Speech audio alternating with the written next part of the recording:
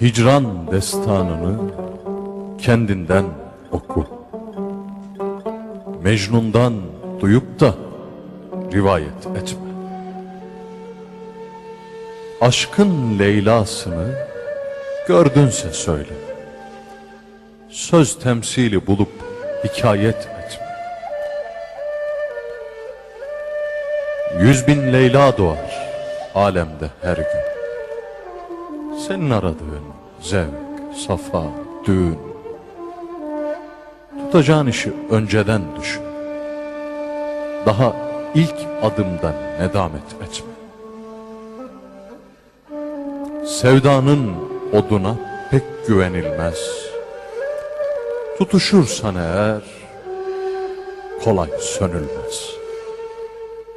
Bu yolun hükmüdür, geri dönülmez.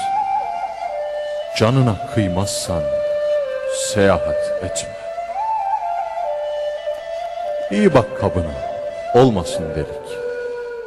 Boşuna taşırsın, gider gündelik. Anında ölmeli ettiğin iyilik. Alem duysun diye inayet etme. Muhabbet herkesin aklını çelmez. Gönül viranesi kolay düzelmez. Alemden çekinme, bir zarar gelmez. Sen kendi kendine ihanet etme. Kabe'den maksadın varmaktır yara. Kör gibi tapınma kuru duvara. Hızır'ı ararsan kendinde ara. Bulamadım gibi rezalet etme. Şen şatır gönlüne hicran dolmasın.